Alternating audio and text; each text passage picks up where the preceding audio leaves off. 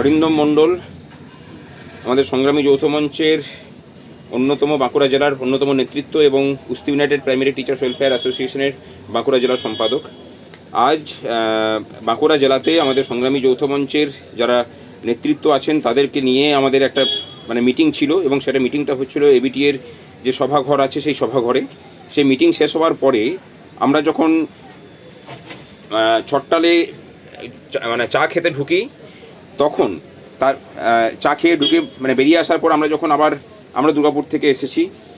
আমাদের সর্বভারতীয় যে নেতৃত্ব তারা ইউপি থেকে এসেছিলেন, তারা যখন বলেন যে আমরা খাদির দোকানে যাব, তখন সেই খাদির দোকানে যাওয়ার পথে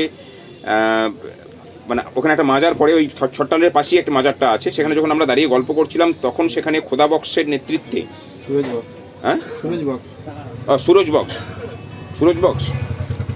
সুরজ বক্সের নেতৃত্বে প্রায় জনা 50 দুষ্কৃতী তারা এসে পড়ে বেধড়ক মারতে শুরু করে। আপনারা দেখতে পাচ্ছেন অরিন্দমের নাক, মুখ, মাথা ফাটিয়ে দিয়েছে। মেনলি মাথা লক্ষ্য করে তারা মেরেছে।